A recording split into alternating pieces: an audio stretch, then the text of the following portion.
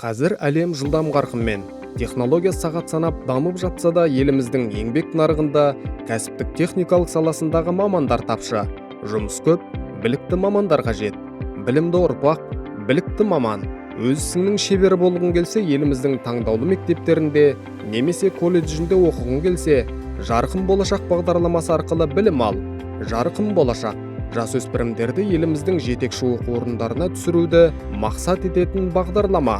Бағдарлама Қазмұнайгаз ұлттық компаниясының қолдауымен Білім Фаундейшн корпоративтік қоры ұйымдастыруымен жүзеге асып келеді. Бағдарламаға Жаңаөзен қаласы, Маңғыстау, Түпқараған, Қарақия, Мұнайлы, Бейнеу аудандарындағы мектепте оқитын өрендер ғана бағдарламаға қатысуға мүмкіндігі бар. 12-22 жас аралығы, оқуға ынтасы бар, болашағына алаңдайтын белсенді жастар бағдарламаға қатыса алады. Олар Астана, Қарағанды, Тараз, Алматы, Қостанай, Петропавл, Көкшетау, Павлодар, Екібастұз, Өскемен, Семей қаласында орналасқан білім беру ұйымдарын таңдай алады. Жыл бойы үйлестірушілер мен психологтар грант иегерлерін сүйемелдеп, қолдау көрсетеді.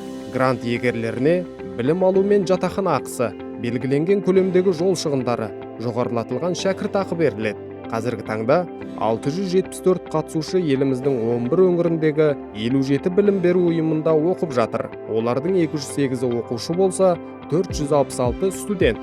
Егер Жарқын болашақ бағдарламасын грант иегері атанғың келсе, мына қадамдарды жаса.